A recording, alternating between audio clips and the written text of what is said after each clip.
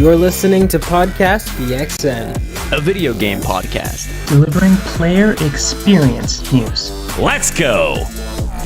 What's up, guys? Welcome to Podcast PXN episode 206. I am your host, Roshan Turner, aka Roro, and I am joined over Discord by Kentucky's #1 Spartan, our fearless leader, Dan is ZTM, aka Daniel Prindle.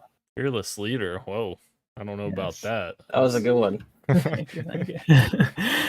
I am also joined by the Tarkov Teletubby himself, the DMZ daddy, Gage Dempster, aka Gilbo Biggins. Leader, yes. Fearless, no. Full of shit, always. Thank you, everyone watching us live and participating in the chat. Just as a reminder, we are live each and every Wednesday at 8 p.m. Eastern on YouTube/PodcastPXN and Twitch.tv/PodcastPXN as well. Today, the topic of the show is Xbox Series S and the little debacle that they had themselves in with the feature parody and Baldur's Gate. We're going to be talking about that a little bit more in depth and our thoughts on it. But before we do that, start the show, as always, with the quick bites, starting with kind of a sad one. Rest in peace, Arlene Sorkin, who, if you didn't know, is one of the original voice of Harley Quinn from Batman the Animated Series, and she went on to voice the character in video games as well, so there's a little bit of, crossover here. In Arkham Asylum, she voiced the character. She passed away at the age of 67, I believe. I'm checking the article to make sure. Yes, at the age of 67. So yeah, we're losing a lot of legends this year, as last year as well. But yeah, quite a shame. But rest in peace to her, and thoughts with her family. Absolutely. Yes. Seconded. Moving on to a little bit lighter news, or maybe larger news, I guess. So Spider-Man 2 is 98 gigabytes on PlayStation 5. It's a meaty boy. I just wanted to toss that out there because in comparison, the PS4 version was 45 gigabytes, so almost double the size for the PS5 sequel coming out. Not much to talk about here, unless you guys want to dive into a little bit more. But yeah, it's a beefy game, which excites me quite a bit. All those gigabytes, and they couldn't figure out how to get the old face in there, huh? Oh, God. I guess not. Just a couple more gigabytes. You could swap Just about a it couple if you more want. gigabytes. Yeah. Exactly. Shame. Moving on to our next story. Project Mugen revealed itself at Gamescom. It's a Cyberpunk meets Genshin Impact, but it also met our previous story, Spider-Man, as well. It kind of ripped off a little bit of the swinging animations from Spider-Man, but let me read the article here. An announcement trailer showed an anime-inspired art style and several playable characters traversing in a world with the movements and exploration bearing resemblance to the Insomniac-developed Spider-Man games. And bearing resemblance is putting it lightly. These animations are exactly the same as Insomniac Spider-Man. The only thing that's missing is web shooting out of these characters' arms, and I wouldn't be surprised if a character might be able to do that. As like an ability or something, but it looks really cool. I think that the game looks fun. It looks like my type of game, but it would be wrong of me not to mention that they just literally stole animations from Spider-Man. Right. True. Yeah. There was a bit of a discourse in our Twitter chat about what is a game full steal and right. But I think where it comes down to me is that if you are using the finished animation of somebody else's game as a reference for your animation, that's where it gets into murky water, I think. For because sure. like you're saying, Ro, like a lot of these animations are like one for one. Very clearly they were probably not as deep and dark as them ripping files. That's obviously like a really there's usually only one way out of that scenario, and it's jail. So it's probably just them watching the animations and then using that as reference, which still is still, I think, is a little scummy. We saw that in Delta Force 2 as well. There's a lot of animations that look like it's ripped straight from Call of Duty. So it sucks because the core game concept could be really cool, but it seems like they're taking a lot of the hard parts that other people already did and then using that for their game. So not a huge fan of that trend. Yeah. Yeah, that is a shame. This is a kind of a different, I guess, road to go down, but it reminds me of like how Nintendo and before them WB Games was patenting their systems and like trying like no one could touch this, and we were all mad about that, including myself, because I think that is just bad for the industry. We talked about artist collaborative earlier, but at the same time, you can't just go out stealing people's work at the same time without proper credit. Inspiration is one thing, and building upon ideas, but just like outright stealing is like, it's not a good look. No, definitely not. Yeah. Glenn, I just want to point out, Glenn saying in the chat, Ro, do you mean chirpy leader? Chirpy. Oh, yeah. Glenn? I don't know. I think you could. I think chirpy or fearless. You can just spin the wheel. Those are interchangeable. Yeah, absolutely. Moving into our next story, Xbox has hired Mena Sato Kato as director for partnerships in Japan, quote, responsible for leading partnerships worldwide for Japanese publishers at Xbox. Previously, she had an 8-year stint over at Sony Interactive Entertainment PlayStation Japan as well. So she has some experience with what she's going to be potentially doing at Xbox. So that's pretty exciting. Yeah. Seems like Daddy Phil wants to get more Japan market share again. So we'll see if he's successful. Yeah, I feel like he says this every 5 years. Yeah. But, you know, I mean... We'll does seem to be doing... I mean, I can't speak to the previous ones because I wasn't really paying that much attention, but it does seem like he's doing more to make that happen than previously. I'm pretty sure we talked about it on the podcast. It would have been, I think, either earlier this year or late last year, but I think this generation there has been a noticeable uptick in sales in Japan. So it definitely is working. So it's cool to see him double down on that and not just like, oh, we've got a measurable thing we can say, now let's just take our foot off the gas. It seems like he's actually committed to growing a fan base over there. So that's cool. You like to see that. Also, Ro, I think Gage added a story. I'm assuming you added that, Gage? Or I did not add that. Oh, you did not add that. Oh. I think that's the one I was thinking of. Oh, okay.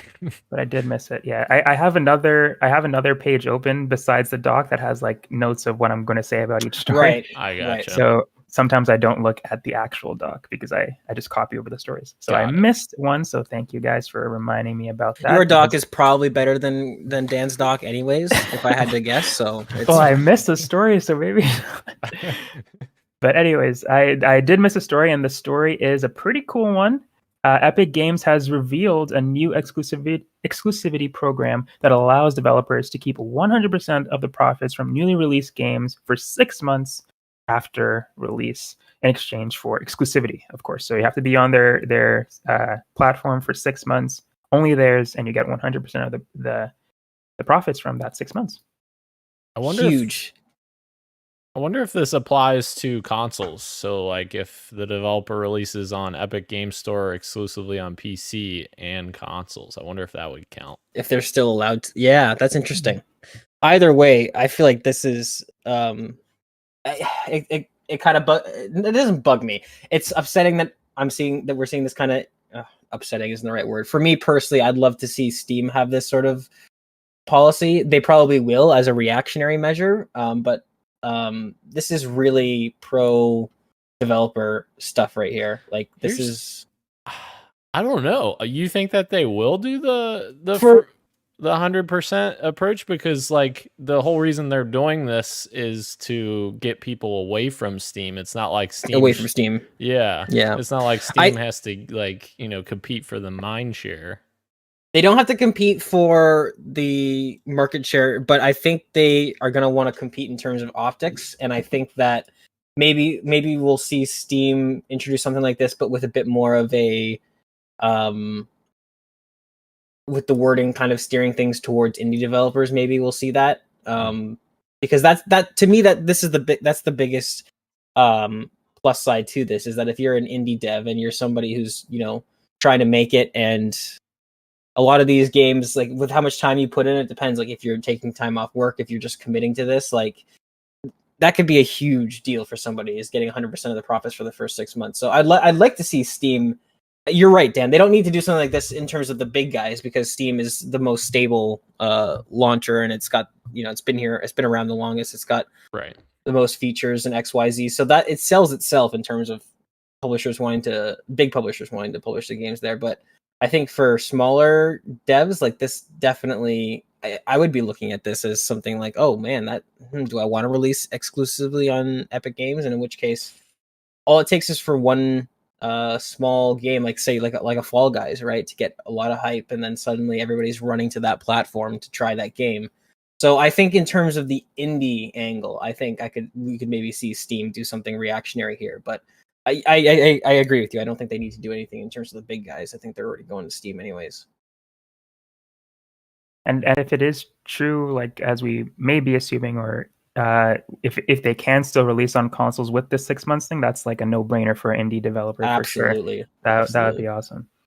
But yeah, I agree. The big guys probably don't see this and like, oh, we gotta stay on just Epic Games for the first 6 months. They'll probably be losing money, maybe. Yeah. Absolutely. Yeah. Moving into our next story, you know who isn't losing money, or maybe they will be? PlayStation increase PlayStation Plus price. The premium tier has increased by $40 more, and I think the essential tier went up by $20. I'm not too sure, but let me just read it here. I lost it. Sorry. Sony has announced plans to raise the price of the PlayStation Plus 12-month subscriptions globally across all tiers. From September 6th, Sony will increase the price for 12 months for PlayStation Plus Essential, currently $59.99 US dollars, and it will now become $79.99 US dollars. The PlayStation Plus Extra is currently $99.99. It will now be $134.99. And the PlayStation Premium Plus is currently $119.99, and it will now be $159.99. In a post on the PlayStation blog, Sony issued a brief statement explaining the significant price hike by stating, "The price adjustment will enable us to continue bringing high-quality games and value-added benefits to your PlayStation Plus subscription." End quote. Well then, I don't buy it. For any of our, literally, I don't buy it. For any of our fellow Canadian listeners, if you're curious what the new highest tier of PlayStation Plus is going to cost you in Canada, we're looking at $215 a year. What the hell? So that's definitely not worth it, even a little bit. That's crazy. That's going to be a cancel. That's going to be a hard cancel for me. That's crazy. I guess it just depends if they get PlayStation Plus in a state that's, you know, competitive to Game Pass Ultimate, because Game Pass Ultimate is $17 a month compared to this is $13.33 a month. Right. I guess it just depends on if they can get their stuff in a more competitive state. I think that they're getting better, but like still like I know Sony's not going to do this, or at least they've said they're not going to do this, put first party games in there day one, but like I feel like there's value there that they could add, like say come out and say we're going to add our first party games 1 year after launch, something like some sort of structure. Yeah, exactly. Right. But I don't know. I agree with you. Because that's exactly it. When you like, even you saying that like Game Pass is $17.99 a month, and absolutely, I think it's now they and it's important to note with Sony with this $215. A lot of the times they will round down for those kind of provinces, territories, or whatever countries where there is, just to kind of get a nice even number. So if I had to guess, instead of it being $214.99, it'll probably be $199 Canadian. Like they'll round down that little bit just to make it more palatable. But even you saying how much Game Pass is, like in my mind, it's like I didn't even shrug at all, because you do have so many benefits. You have not only the day one first party releases, which is a structure that you know is happening every time there's a new release, but you also have the guaranteed of, as of right now, the official wording is that, yeah, anything that is a first party game, it's not going anywhere. You have those games for the entirety that you have your subscription, right? So if Sony wants to start competing, I think you're right. They need to start for this amount of price. Like I do think for me, like it's going to take day one releases. I know Sony said they're not going to do that, but even some sort of verbiage where like you need some sort of clear rule of like, okay, like you said, a game that releases, a first party game that comes out, it'll be on the service X amount of months, X amount of years after. They need something, because this is an insane amount of it's now on par with Game Pass Ultimate, and in my mind, it doesn't have anywhere near close the same amount of benefits. Yeah, this is. It'll be interesting to see how this goes. Like Rose said, like this might end up costing them money. I think we'll see how the subscription numbers dip, but no bueno for me. For the thing that I feel like might be different about PlayStation Plus and Xbox Game Pass, and there are a lot of differences, but this one in particular is you don't need Game Pass to play online, do you? That's like its own thing.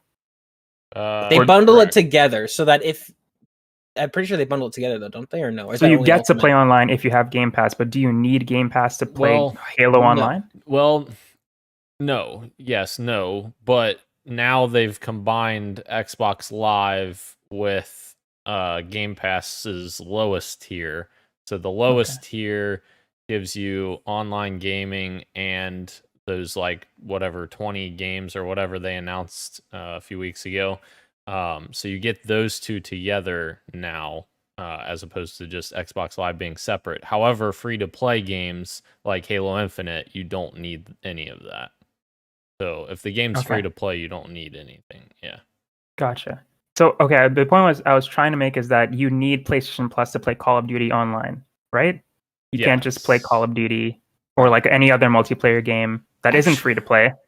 Actually, you need PlayStation Plus, right? Don't you? For Call of Duty specifically, that's an interesting question because Warzone's free to play. Like it has a free to play component and a paid component. So I wonder if you can play. So I have Modern Warfare 2 installed on my PlayStation, even though I didn't buy it. So yeah, you can play the free to play modes, but you can't touch multiplayer. You can't touch campaign. But on the Xbox side of things, Ro, like it's the same thing. Like you do need Xbox Live to play Call of Duty multiplayer, like the premium, like, or if you're to play like Gears of War multiplayer, anything that's not free to play, you do need Xbox Live for it. I know you need Xbox Live, and what I'm trying to say is like, does PlayStation have an equivalent to Xbox Live that isn't tied to these subscription things? If you subscribe to PlayStation Plus, you get all these games. So what if I don't want all these games and I just want to play online? Xbox version. Well, no longer. You don't have to pay as much, but no longer. So I guess they do the same thing. Yeah. But that's even more of an issue to me, I think. Is like, what if I just want to play this game that I bought online? Oh, I have to buy Game Pass or I have to buy PlayStation Plus, as opposed to just like, I don't really want those things. Maybe. Now I guess in Xbox's situation, the price stayed the same. So a year of Xbox Live transitioned to this new Game Pass tier. That's the same price. So I guess, you're not losing anything. You just gained some new games. I guess that's better. Yeah. That's good. But to Rose's point, if you're somebody who wasn't in the ecosystem and you just buy an Xbox, like there is that optics of like, well, what if I don't want these things, right? So it is unfortunate because it's one of those things that happens slowly over time where, to us it makes sense. Like, oh, okay, you used to be paying this amount of money just to access your multiplayer. Now you get Game Pass with it. That's a good deal. But somebody joining the ecosystem for the first time might be like, well, actually, I see the price here for Game Pass and Live. I don't want Game Pass. I just want Live. So that is unfortunate that there isn't a even more bare bones option, I guess. But there's a bit more of a nuance to that situation, I guess. And apparently in light of this, or to attach to this news, game subs have been decreasing since 2019. Apparently, according to Games Industry, they cite issues like or reasons such as holiday 2023 is getting competitive for the first time since 2019. The holiday window this year will be feature full stock of video game console hardware systems and library for new video games to play. So people are spending their money on these big first party games instead of re-ing up their subscriptions. Another issue was student loans are looming, which that impacts literally everything, not just gaming, but that is a big one. Portable PC market is also growing. The Steam Deck and the Asus ROG Ally have provided optimistic signals for what could become a significant PC portable hardware gaming marketplace. And famously, you don't need a subscription service to play online on PC. So these famously, yes. So these, I mean, I don't know if these things are going to impact us for much longer, but it is interesting that the subscriptions are going down and they're deciding to raise prices across the board. But we'll see. Yeah. which is the most corporation, like that's the most corporate way to do this, where it's like, oh, people are not subscribing to our service. Instead of making it better and trying to entice people, right, which is supposed to be how the free market works, instead we'll just raise prices for the people that have decided to stay. That is exactly, unfortunately, corporatism at its best, or worse, depending on what side you're at. Yeah. Moving into our next PlayStation story, some good Sony news. Sony Interactive Entertainment filed some Astrobot trademarks on August 25th in Europe. So some hints that we may be getting another Astrobot game. I hope so. Astro's Playroom was dope. Hopefully not a It was. VR game because nobody owns that. Exactly. Yeah. Hopefully, hopefully they do Playroom 2 or something. Yeah. Or, Next week yeah. we'll get a PlayStation VR price increase. Oh no. Oh boy. Moving into our next story, new live-action Pokemon series without Pokemon. That's right. On October 19th, 2023, a live-action drama will start to air on TV Tokyo about Pokemon.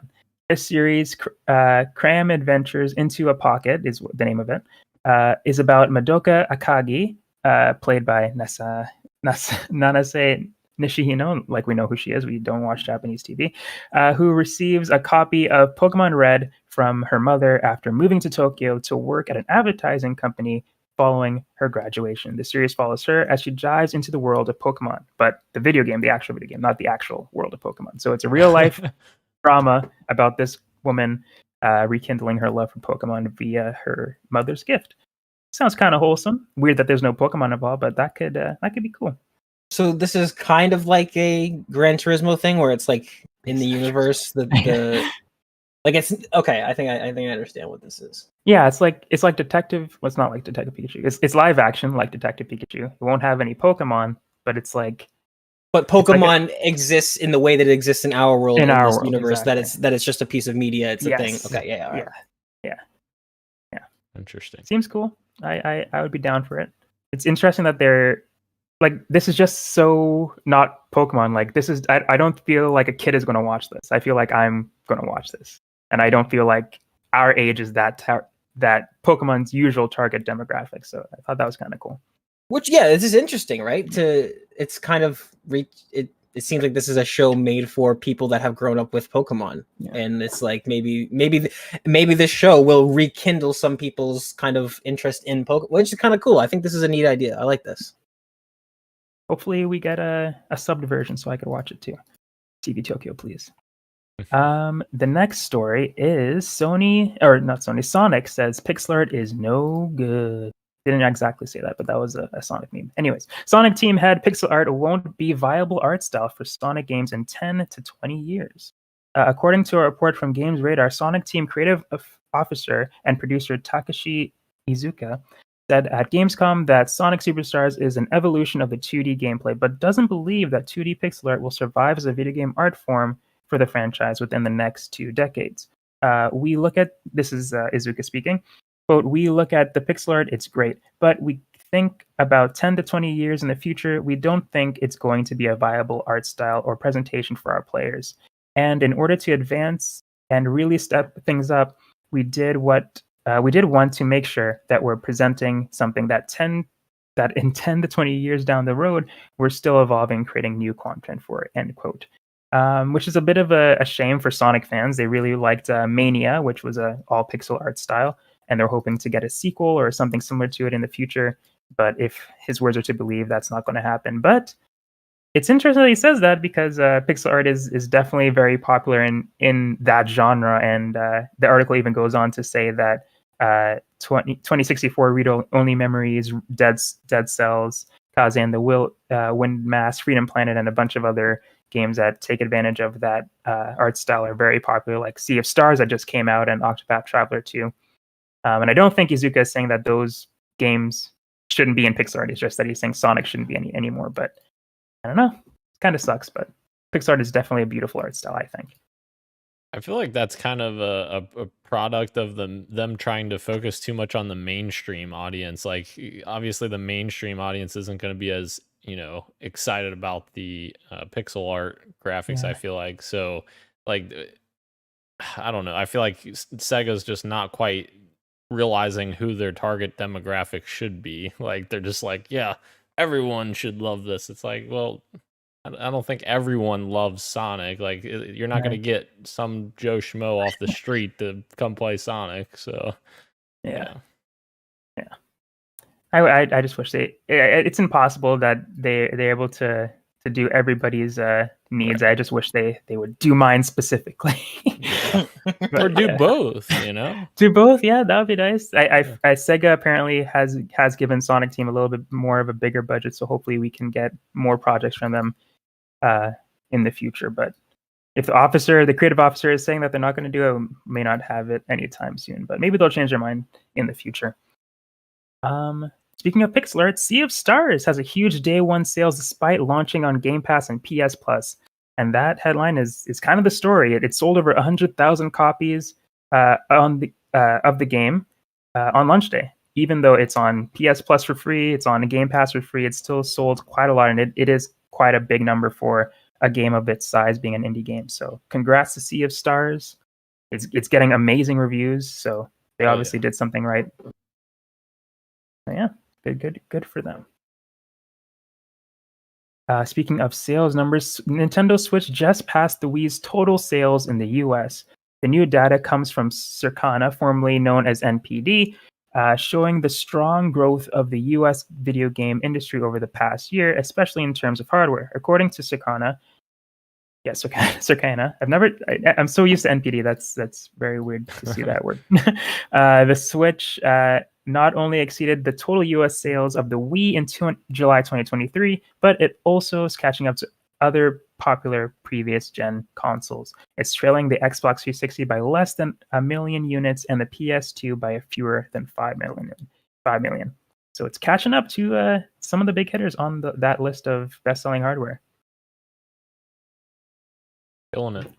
See Crazy. if they can keep the momentum going to their next console. The next console, that's right, yeah. We shall be talking about some rumors soon. But before that, Nintendo of America announced that the Mario World, or not Mario, Super Mario Bros. Wonder will be having a direct tomorrow.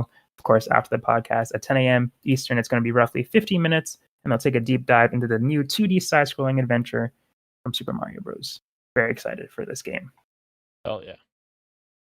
Crazy fall. So many games. Oh my god. It's too much. Yeah. And our Street Meat story is also Nintendo related. Jez Corden heard some rumors. He says, heard some rumors recently that Nintendo maybe discussed the new Switch behind closed doors, select press /devs at Gamescom. Full reveal /leaks may be relatively imminent. It is extremely exciting. I'm so hyped for a new Nintendo console. Yeah, I'm excited to see what kind of specs they can put out. Obviously, we talked about the handheld PC market a lot, and maybe that tech will see its way into the next Switch. Cool. Yes, absolutely. Yeah, like we were talking about how they might. We were talking about Steam and how on the PC side of things, like they kind of picked everything off, and now they're in a really good position to kind of wait and see what the competition's doing, and then come in and finalize and really put that final nail in the coffin. And I think Nintendo's in the same kind of position with, I mean, for console handhelds that run natively, they're kind of in a league of their own, but still they could be keeping an eye on the ROG Ally and stuff like that. And if they have a game that has, if they have a console that has the IP and the catalog that Nintendo has, but with actual horsepower that is at least enough to raise eyebrows, and I think they'd be in a really good spot for the Switch too. Definitely. Yeah, I hope they keep this train rolling. We just talked about how much the Switch has been selling, so they're in a good spot to just keep this going. Don't make any weird Nintendo decisions, please. Just don't do any Nintendo things, please. Yeah. Just keep this train rolling. You're doing so good. You can't buy the Switch 2 outright. You can only have a subscription. You get to keep the Switch 2 as long as you have your active subscription. If you cancel your subscription, some Japanese men in black show up at your house and they take the Switch away. Sorry. Damn it. God damn it. You have to memorize your friend code. like a SIM card. Yeah. And if you lose forget, it, you don't get a new one. Exactly. They're gone forever. We've made it to the PXN news of the week, and today we're going to be talking about Starfield and all the crazy stuff that's come out about it. It's coming tomorrow. Tomorrow we're going to get reviews of the game. People have been playing it. Well, not everybody, as we'll talk about soon. Tyrone's been playing it. Tyrone has been playing it. He's also actually gotten in a little bit of trouble too. But, shut out. Poor Tyrone. That's exactly who we're going to be talking about soon, right now, actually. If you don't know about Tyrone, I'm about to tell you about Tyrone. Starfield leaker has been arrested. The Starfield leaker was arrested last week, not for uploading 45 minutes of an unreleased game, but stealing 67 copies of it, according to the police report obtained by Polygon. Darren Harris, 29, was arrested days after uploading the footage and charged with felony theft. For theft, not leaking. Dozens of Starfield copies were stolen from the warehouse in Memphis, Tennessee, owned by Vantiva, a logistics company that handles the supply chain management and fulfillment. The 67 copies of the game are valued at $2,500, according to the incident report from the Memphis Police Department. The actual value is likely higher. If all copies were standard edition, the total retail value would be more of $4,600. Because the Starfield Collector's Edition sells for $299. After obtaining the game, Harris uploaded 45 minutes of footage on August. October has not come right. Where am I getting these words? After obtaining the game, Harris uploaded 45 minutes of footage on August 22nd, and the cell phone video of his screen quickly went viral, both for the nature of the footage and for the player's perceived lack of skill. Harris allegedly sold several copies of Starfield on e-commerce platform Mercari. You don't do that, Kotaku reported. He later posted videos himself shipping out copies of the game. Why would you commit a crime and then post yourself committing more crimes? Film yourself doing the crime. Yeah. But he didn't go out without a bang. He did a little TikTok review of the game, and quote, he said this, quote, "Todd, no offense, man, that's a good game," end quote. Now, if you don't put that on your box, you're doing something wrong, Mr. Todd Howard. That should be like in the accolades trailer once Starfield comes out. But what a story. My God. Story. Can you imagine stealing allegedly $4,600 worth of Starfield and thinking you're going to get away with it? And then filming yourself doing it? I just hope he didn't steal my collector's edition, because I want mine to That's show. true. That's true. Damn. Did they say where this all happened? A local man in Kentucky. Uh-oh. I think it's Memphis, a warehouse in Memphis, Tennessee, which isn't terribly far from me. Oh no. Oh. That would suck. He's like, "Oh, we just got a little message in the mail. Dan, your collection has been delayed." Yeah. Except I'll be on Sorry. vacation, so I won't even know. Oh. I actually have You'll orders. have to start the process once you get back from vacation. Yeah. I have orders to my sister to come to my house on September 1st to make sure that You box gets orders. in my house. Yeah. Oh my God. I do. Yeah. Well, you know who isn't playing Starfield? Eurogamer. Tom Phillips writes on Eurogamer's website a little transparent post to make sure that the readers know, full disclosure, that they will not be getting a review from Eurogamer come tomorrow.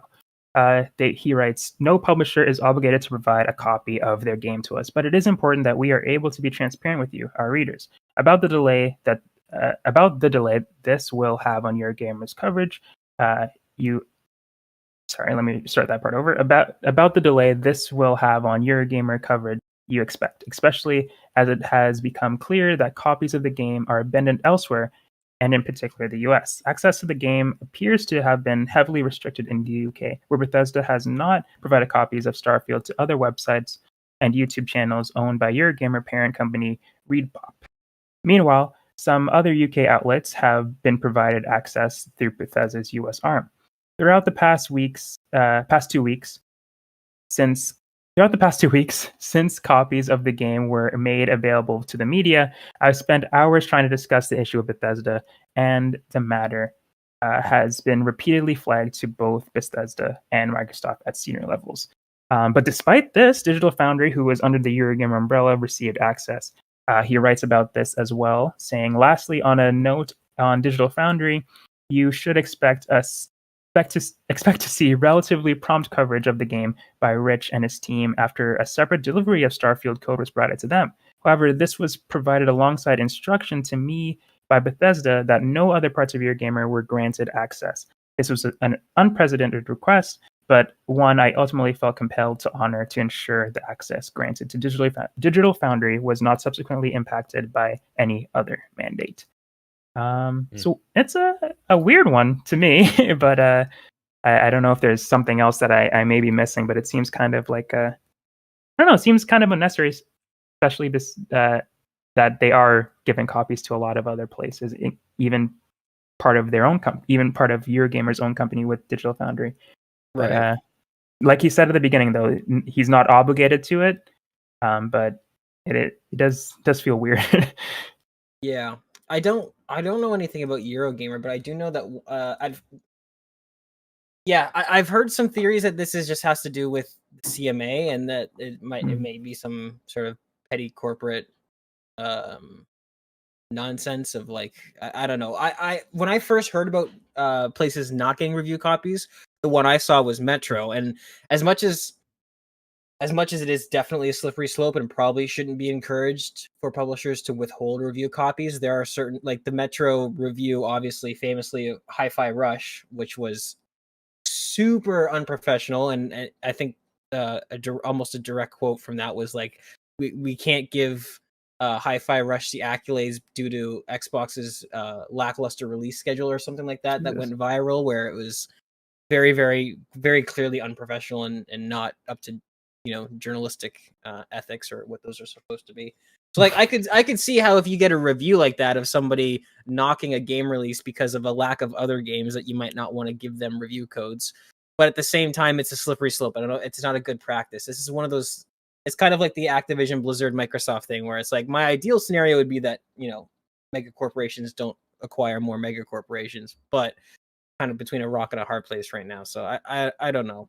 I'm glad that Digital Foundry is getting one, and that's kind of a good sign that they are giving them that, because Digital Foundry is very much a bottom line hardware performance thing. So the fact that they're getting a copy is kind of a bit a good sign, in my opinion. If they weren't getting one, I'd be like, oh, this game maybe isn't as bug free as Todd is claiming. But yeah, very, very interesting stuff. Dan, do you have any insight into this? Do you know what's going on with Eurogamer? Not really, but I mean, in regards to, I think it is interesting that they did, after they released that article, they did give them a review code ahead of time. So that was like the update that happened after they published that story. Oh, So that was interesting. But also, I did a quick search because I was curious as well, and apparently Bethesda has been known to reportedly blacklist outlets or individuals. The most famous example is when Kotaku reported inside information on where Fallout 4 would be set in Boston. And then as this recent Eurogamer issue came up, Jason Schreier, formerly of Kotaku, and now Bloomberg, said that he has been blacklisted by Bethesda for 13 years as a result. So maybe it's something like that they didn't like one of their reviews or something of one of their games, and now they blacklisted them. I don't know. It seems really petty. I think maybe took it a bit too much to heart, I guess. I don't know. Well, and it sucks because it'll come back to bite them in the ass, where it's like you have a game like Starfield, which, all things considered, is starting to get really, really good hype, right? So stuff like this kind of, I think, just dampens the well a little bit, where it's not a good look to have stuff like this happening. So again, I could understand places like the Metro, where it's like, okay, this was objectively bad journalism. You knocked one of our games because of factors that have nothing to do with it. We're not giving you a code for our next one. Like, that's fine. But it seems like, and I know Dishonored 2 was a big hubbub as well. Like Bethesda they did not do things up to standard then too, with review codes as well. And that was one of the first ones that really got people's attention in the public sort of space. But I agree with you, Dan. It seems to be my read on it is that it seems to be petty corporate. Moving into our next story here, some more Starfield drama. There was a little boundary reach drama on, I believe it was kind of confined to Twitter, as most drama is. Starfield is currently in the hands of reviewers, influencers, and some other players who have illegally obtained it. And while sharing any real details against terms set up by Bethesda's non-disclosure agreement, some tidbits have made it onto online. And one video of alleged leaked gameplay showed a player running in one direction for about 10 minutes before the boundary reach message appeared on screen.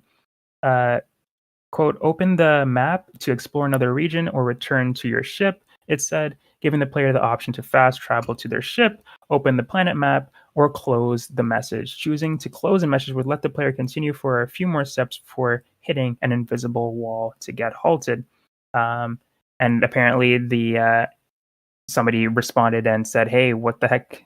Didn't respond to this, but brought up a previous quote from Pete Hines saying that you can go wherever you want, walk on Brave Explorer, when asked by another Twitter user saying, when I land on a planet, will I be able to explore the entire planet? And like I said, he responded, yep, if you want, walk on Brave Explorer. But other game journalists and influencers who have also been playing the game say that this is a little bit misleading, saying that there's some half-truths in the footage and that if you close out the message that pops up and just reload in your ship or land in a different part, you could explore the area that was potentially blocked off by this message just by finding a workaround or reloading, I guess, the area. Right. So I guess only time will tell when we get the game in our hands, but it always sucks when the people making the game say one thing and then the game comes out and you can't do that one thing. So here's hoping that you can explore wherever you want to. Destiny had that famous issue as well. Right. I think this is I don't think this is necessarily intentional misinformation on Pete Hines thing, because you got to think Pete Hines is the PR guy. He's the lead PR guy.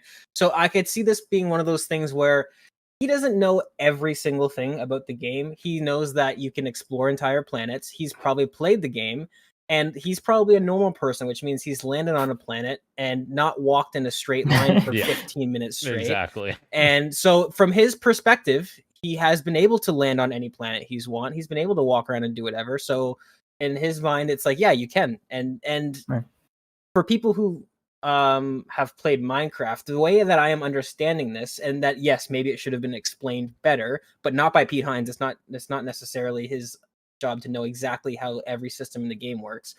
Is that it seems like it uses a chunks kind of system where it's like, yes, the entire planet is explorable, but when you land on it, it loads a chunk based around where your ship lands. So if you would like to explore the next part of that thing, then yes, you can't just walk straight for 20 minutes, you know.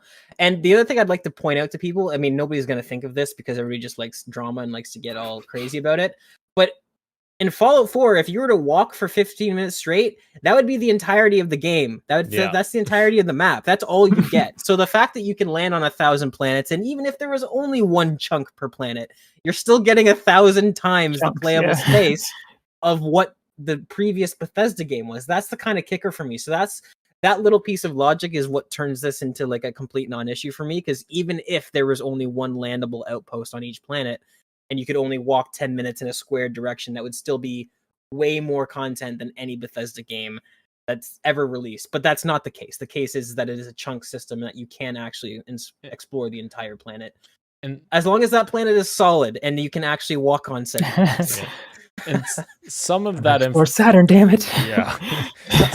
some of that information we've gotten as well, kind of leaked as well, that essentially landing on the planet at whatever space you land at, like you were alluding to, Gage, is literally every time you land is the size of Skyrim. So when you land, you get a explorable space the size of Skyrim, which is insane to me. And you can literally, if you want to keep going, like you said, go back to your ship and go to another section on the planet. You can still go wherever you want on the planet. It's just you can't walk. Like, who the fuck's gonna want to walk around an entire planet? Nobody. Like, what? Right. And the other thing is, shit. It just went out my brain. What was I just gonna say? The other thing. Yeah. The other thing aside from chunks. Yes. Shit. What was? Oh, sorry. Oh. So Todd was actually talking about this with someone. I can't remember what interview it was, but for instance, like the major settlements that you go to, there's going to be like, I think he said like 2 to 3 points that you can drop your ship at or whatever, and then there's, I think he said up to 6 that you can save for yourself.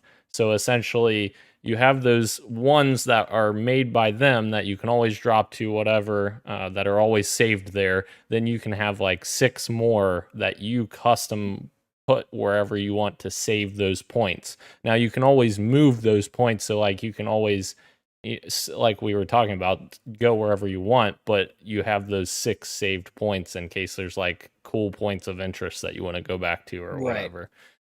So yeah, so like you could have 6 outposts at one time on any given planet, essentially. And yeah, like you said as well, Ro, like fucking people just need to wait for the game to come out. Like the games, we haven't even seen reviews, we haven't seen the game really at all, which will be believed tomorrow. But a lot of this, I feel like, is people with PlayStation in their profile. Yeah. And I'm just like, come on, people.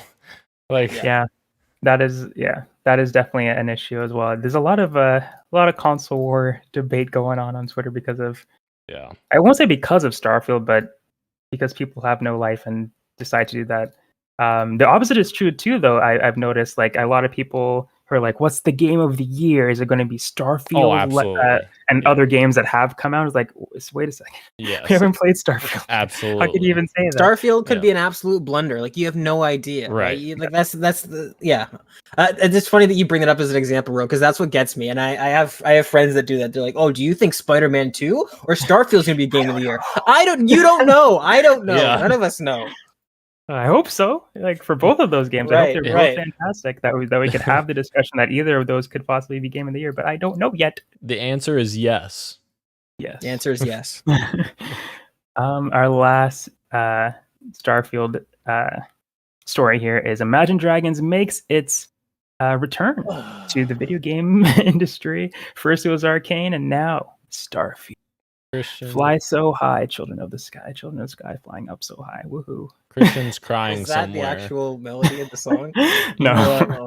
You know what? Christian's crying somewhere, and y'all are a bunch of haters. I think it's fine. Crying somewhere too. I think it's fine. It's fine. And I'll Listen, be here's what I'll say. Here's what I'll say about Imagine Dragons. As someone who does not like Imagine Dragons even a little bit, I have watched the Arcane music video so many times just because that it features those characters. It's so good. It's so good. Just like Imagine Dragons. So good. Nope. I know we just talked about Starfield being game of the year possibility and how ridiculous it is to say that. But how are you guys feeling about how are you guys feeling? Tomorrow the game is getting its reviews. Are you looking forward to the game, mixed, or you're not playing it? What do you guys think? I think Dan and I are on the same page. Oh, hype on your minds. We're very I'm very hyped. I'm extremely hyped. Dan, does it release tomorrow as well for early access, or what's the schedule like? Yes, early access releases 8 p.m. our time tomorrow. So, are you either guys have early access? Well, that's funny you say that, bro. I'd love to fucking have my physical edition that has early access, but doesn't fucking ship until the 1st for whatever god awful reason. Fucking, and guess who's leaving on the 1st to go on vacation? Fuck. God damn it. I'm salty about it. And in the natural way that the universe works, I made fun of Dan for doing this, and then I was reminded a few weeks ago that I'm going camping this weekend as well. So I will also not be able to play Starfield. So it's gonna be a long weekend for me. It's gonna be a long trip for Dan, but I'm excited to get back. And the real test will be: do I play a couple hours of it before and do that to myself, or do I try and? Yeah, exactly. Well, yeah, I'm also looking forward to it. I don't know if I'm going to be playing it as soon as everyone else here, but I'm definitely looking forward to the reviews and just watching everybody playing it. It's like one of those big games that you get excited for, even though you're not playing. It's just excited to see how it all comes together. Right, just to be in like the zeitgeist of the conversation. And definitely. But before we get into our topic of the show, let's talk about our fantasy draft check-in. I think only Starfield, or not Starfield, Sea of Stars released, I think. Yep. That was the only one that came out. And it's at an 89. Last time I checked, it was higher, but it went down. So sad. So I got 19 points, I think. Still respectful amount of points. Hell yeah. I wouldn't know what a respectable amount of points. I've never had that. Well, Starfield, it's coming out for you soon. Florida Man Publishing Gage. That is going to be the first game that you actually drafted when we were doing this. So hopefully good reviews come out for it. Yeah, I mean that could actually put you in the positive points, Gage. Oh my god. Well, there's always next year. There's always next year is becoming a yearly fucking theme. Let's move into what you got for me, Daniel. What you got for me? What do I have for you? My memory always fails me in this moment. What do I have? I know I have something new. Shit. Should we come back to you? Come back to me. Yes, my brain's not working today. All right, Gage. I'm excited to hear what you got for me because you kind of teased me on Twitter that I would like what you got for me this week. I did. I love teasing the homies. So, as people may remember, I bought a Game Boy Advance SP the other week, and I went down memory lane. I was playing some Pokemon Sapphire, having an absolute blast while doing it. Yes. That was nostalgia is absolutely a drug sometimes, because I was sitting there and I was getting like almost a high off of this. I was like, wow, I feel like I'm 10 years old again. But I was sitting there and I was weighing the value proposition of the money I had spent on it. I went back and I got myself a Nintendo Switch Lite. I have been playing Nintendo 1 Gauge Zero because I'm back, baby. I've been playing the absolute fuck out of Pokemon Shield, and holy fuck, it's so good. Is it? It's so good, bro. Oh I stand corrected. I stand here before you, corrected. The game is so good, and I think it took me playing Pokemon Sapphire to sort of be able to jump back into it and realize how much is the same. And I think it's important to note too for people listening that Pokemon Sapphire and Nintendo Shield are the only Pokemon games that I've really played. So to me, it's kind of like it's the greatest sequel of all time because I didn't go through all those, incremental upgrades. I'm just going from one to the other. And man, I am having an absolute blast with it. I am hooked. I'm so hooked. And it is Shield, right? It's not Scarlet and Violet, the most recent one. It's Shield. It's Shield, okay. Yeah, because Glenn, friend of the show, he got the double pack and he took Sword for himself. He gave me Shield, which is fine. I think the Shield Wolf looks cooler. I got Shield too. Yeah, I'm in, man. The hooks are deep. The hooks are so deep. I am loving it. I'm grinding. I'm doing it like I'm playing it as if it's an RPG. And I actually caught myself the other day, and I was like, oh, I'm really into this. Like I'm not advancing the story. I'm going and grinding out my levels for my Pokemon and making sure I have like the right moves. I'm just totally into it. I'm totally hooked into it. Yeah, Pokemon Shield is a great Pokemon game. I really liked it myself when I played it. Yeah, I hope you enjoy it. Hope you finish it. Did you end up buying the Isle of Armor DLC? I did not. I actually stopped when I finished it. I beat the game and then left it at stayed around to to grind a little bit more, catch a little bit more, but I didn't play any of the expansions. I think Pokemon Scarlet and Violet, the upcoming DLC, is probably going to be the first time I ever dived into some Pokemon DLC. But yeah, I always do the post game stuff. Like sometimes there's stories that are only available and the Elite Four and all that kind of stuff. I do that Okay. after I beat the game, but then I usually just hop off after I do that. But yeah, Pokemon's awesome. It's so good. Dan, did you remember? I did, yes, and it's not exciting at all. I was on a, I was Halo on a, Infinite Season 6. no. I was on a sports game kick last week at the end of the week, and so I booted up Madden 24. It's a 10-hour trial in Game Pass, so I didn't buy it, just to be clear. And yeah, that game somehow got worse. Somehow got worse than last year. I'm like, yeah, this is not fun. I'm not jiving with this at all. Good thing it was a trial. Yeah, exactly. The new passing system I don't like at all. It's just too much. There's too much going on. Yeah. The other thing I played was MLB The Show, which in contrast to that is as good as ever. I love it. It's so good, and it's a lot more fun having a team that's actually good this year, the Reds. Except they're struggling right now, but it's good. It's good to have a good team to play with, and yeah, having a lot of fun with that as well. Speaking of nostalgia and sports games, I've been wanting to get back into like FIFA and NBA games, even though like with Madden, I feel like they've gotten worse over time. FIFA, in terms of, I feel like FIFA's gotten better. Yeah, maybe I'll try that because I know 2K has gotten worse with its gambling and all that kind of stuff. So maybe FIFA is where I start my sports resurgence. Hell yeah, revival, I guess. Yeah. But as you guessed it, everyone at home, I have not played anything new. I've been working on a new video for YouTube. But that's about it. But moving in to the topic of the show, Xbox Series S concerns, features, and frustration. We're starting off with the feature parody story. The Baldur's Gate 3 Xbox Series X fix means more compromises may come, is the headline from Paul Tassi over at Forbes. He writes, Microsoft has a growing problem with Xbox ecosystem, and one, it turns out, it may have to be a little bit flexible on. That would be this Xbox Series S, the less powerful, cheaper version of the Xbox Series X that serves as an entry point for the new generation of games, but without a higher price point.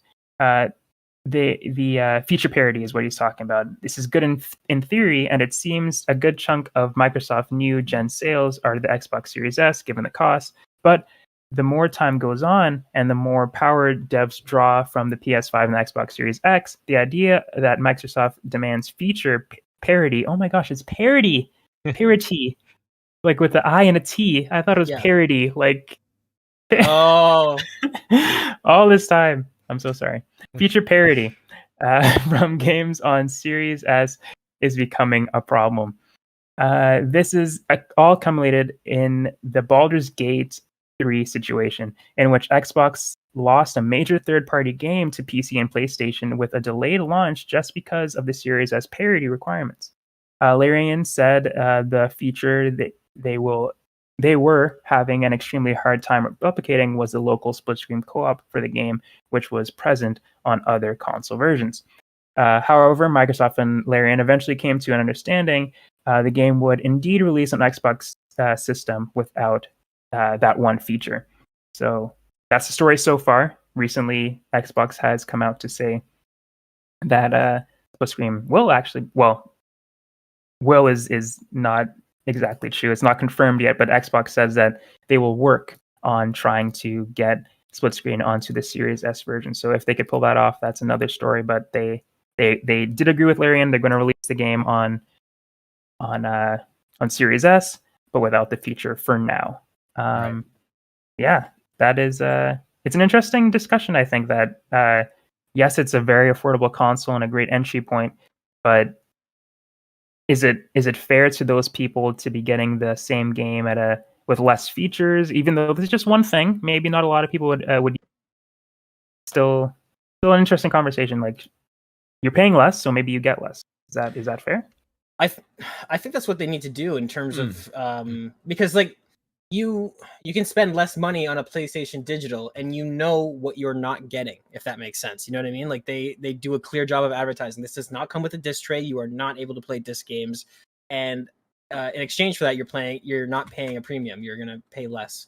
So I think Xbox should do something like the Series S. I think that it's interesting too, because if you pay attention to the tech specs, you kind of see exactly where the problem is. Because I'm 99% sure that the Series S and the Series X use the same processor. It's just different graphics card. They have different RDNA graphics. I could be wrong on that. Dan looks like he's double checking that for me, or no? It's slightly different. So the Series S is slightly less powerful CPU wise than the Series X, which is different than the One S and One X, because the One S and One X had the same CPU. Okay, maybe that's what I was thinking of. Yeah. Yeah. So then in that case, yeah, it could be a combination of all the specs then of like what they're using for graphics, what they're using for their processor. Yeah, I don't know. I think they need to either, if they want parity, they need to make sure that they are giving developers the tools they need to make sure that they can do that. Because it's one thing to say that you're going to give something to your consumers, but when in the hardware space, when developers are making things for your platform, you can't necessarily demand things of them. You're going to run into situations like this. If they don't have the tools necessary, if they don't have the resources necessary on your platform to make that possible. So I personally am okay with things not being one for one. I just think that they need to either, it seems like they're kind of walking this line and they have one foot on either direction, where they need to kind of just decide, do you want to have a cheaper, more accessible option? I think they should have that option, but I don't think they should demand that devs be able to, pull tricks out of their sleeves to make it happen. It's especially when you have all different, like we were talking about earlier with Epic Games, like there's all different kinds of publishers of all different sizes, of all different resources. So I think for the next generation, if they do want to have the cheaper option and the more expensive option, they need to really decide on what they want with that, because I think that parity is not working out, and we've seen it. This is only the most recent example, but it is far from the only example of games that have had this issue on the series platform. See, and I think they made the right call with the parody thing, because like you get into a tricky situation of like explaining to consumers that you're buying one version of a game, but on one platform it's something and on another it's something else, and you get in that tricky argument of like, are you paying for the same amount of money for less content or less features or whatever? And I go back to kind of what I said last week, that I feel like they made too many compromises on the Series S to hit that $299 price point. And like, even if it was $100 more, but I know we had this conversation as well, if you go $100 more, you're the same price as the PS5 digital edition, which is significantly more powerful. So it's like a tricky balance that they have to make, because I mean, it's not just the CPU. So the CPU is 0.2 gigahertz slower in the Series S. So it's not like super large or anything, but there's also there's like the compounding things, like the GPU is not as fast at processing, which you would think that would make sense because it's not supposed to render in 4K like the Series X is. It also only has 10 gigs of RAM versus 12 gigs in the Series X. It has a 128-bit memory bus compared to the Series X's 320, which is almost double. So, I mean, there's multiple things that they made compromises on that I feel like it kind of stacks up and essentially makes it a lot harder for developers to make this stuff. And especially for the memory route, like the memory bandwidth, even the memory bandwidth is literally half of the Series X speed wise. And when you're playing a split screen experience, you're having to render two different scenes at the same time. And if they're trying to load all of that content from memory at the same time, that's going to be very difficult to do, obviously. Yeah, it's because I really do like the Series S. I think the Series S is a great, like you were saying, Ro, it's a great form factor. It's a great price. It's just, if it's not powerful enough for developers to make the games they want to make for it, then I don't know if it necessarily has the value that it should have, even if that price point and size is good. Yeah, it's almost like it should be like its own thing, like it's like it should be Xbox something else, like not in the same family as the Series X if it's going to be like limiting developers. It hasn't gone to that extreme yet, but it's possible that it could, I guess. Go ahead, go for it, Gage.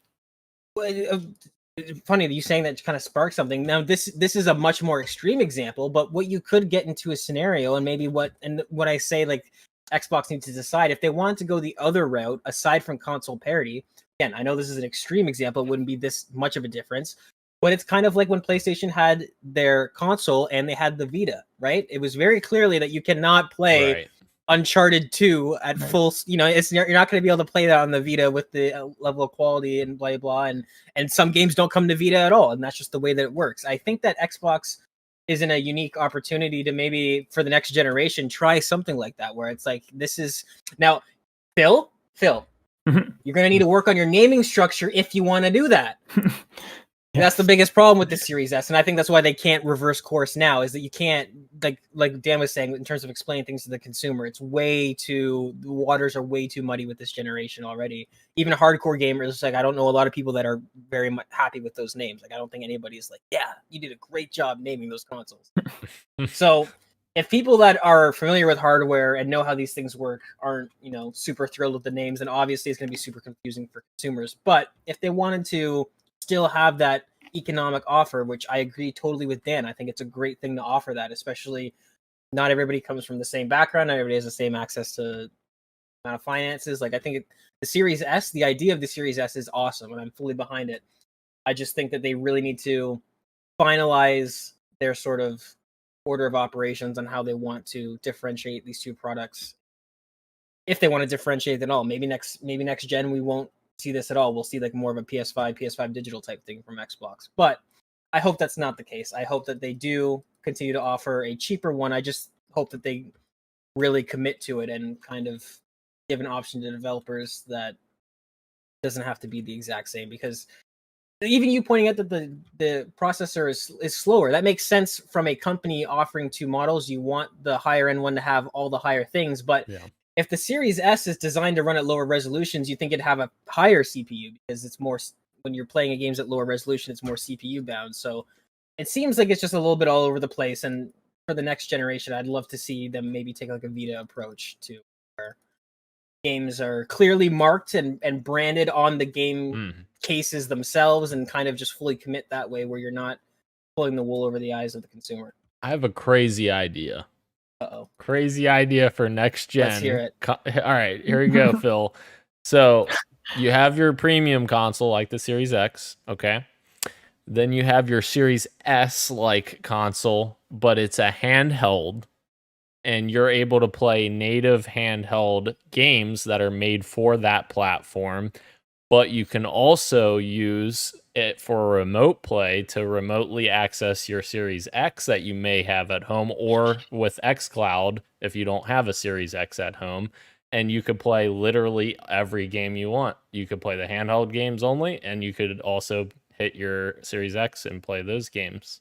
I feel like it could use your Series X as like the server that like runs the game and ships the data. Yeah, that's a really good idea. And if they made a dock for it, then that Series S handheld becomes your Series. Yeah, and that's a good idea, Dan. That's a really fucking good idea. And the thing is also the remote play technology in terms of connecting to your home console at home, that actually works really well. I've used it on Halo Infinite a few times because I was curious of the latency, because xCloud's latency is still not in a good spot for me to use that at all. It's not viable, but it's actually viable. So like that could make a lot of sense.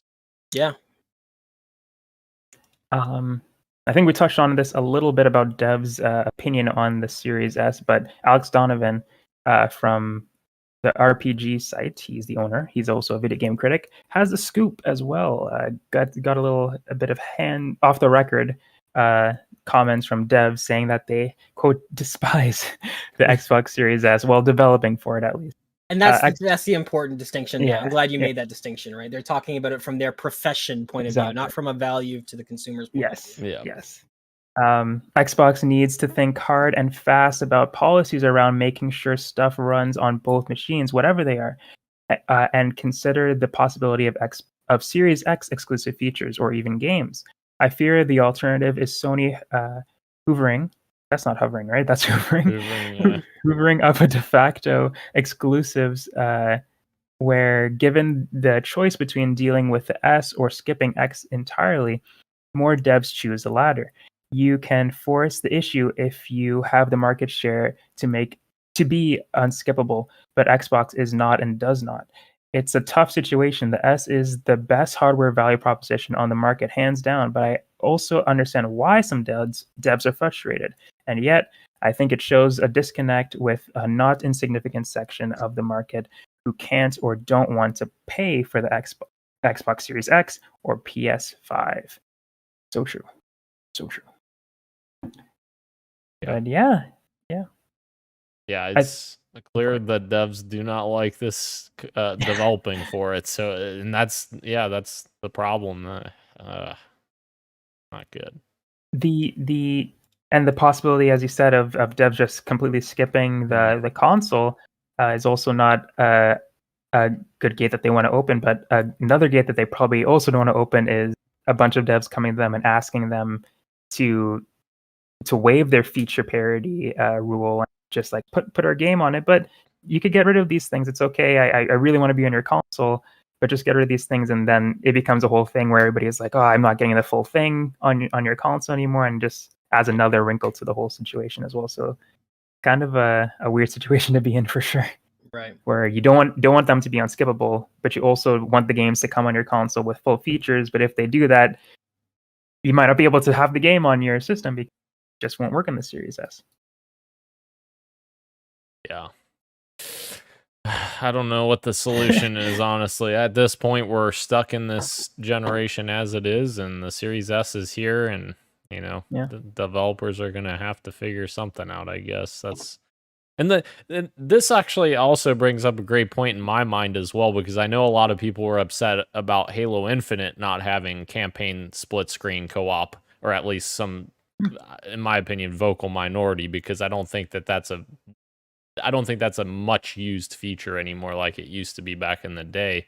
But it does bring up an interesting question of like how many other developers have been struggling with this and don't release that feature because of the Series S. And, maybe in Halo Infinite's case, also because we're fucking supporting the Xbox One from 2013. Right. Yeah. Yep. Well, like you said, Dan, we're with these consoles for just a little while longer, but I hope in the future, the next generation, they pick up some of your ideas, you and your Engage's ideas, and make consoles a little bit more separate, that have those affordable options, but also don't hold back the more powerful versions and games that come with them as well. So fingers crossed for the future. Yes. But if we have no other thoughts, I'm going to head and outro us out. I have one thought. No. These guys are going to kill it the next 2 weeks without me. It's going to be great. It's true. Dan is going to be on vacation for the next 2 episodes, so Christian, Gage, and I will be holding down the fort until he returns. Wish us luck. Expect lots of policy changes here on PXN. Whole new format. Everything's going to be completely different. This is going to be weird because this is the first episode I've missed since my mom's retirement party that I can't say anyone's name. Ro, you brought Christian on to do like a special episode for that week, and then Christian ended up joining us a few weeks later. So maybe I'll be replaced while I'm gone. Maybe we'll invite Phil Spencer to the show. Wow, he just becomes the new host. If you guys the CEO shits too much. I'm just gonna do this podcast thing. Damn. Oh man. Well, we wish you a very fun vacation, Dan, and Christian, who wasn't able to join us. Had a little bit of an emergency. I hope he gets that sorted out as soon as possible as well. Agreed. But Until next time, everyone, thank you again to everyone joining us live on YouTube and Twitch, as well as podcast services everywhere, including Apple Podcasts, Google Podcasts, Spotify, and everywhere you get your podcasts. Thank you, Daniel. Thank you, Gage. And Christian, wherever you are. Thank you. And until next time, later will be greater. Much love. Keep on gaming. See you.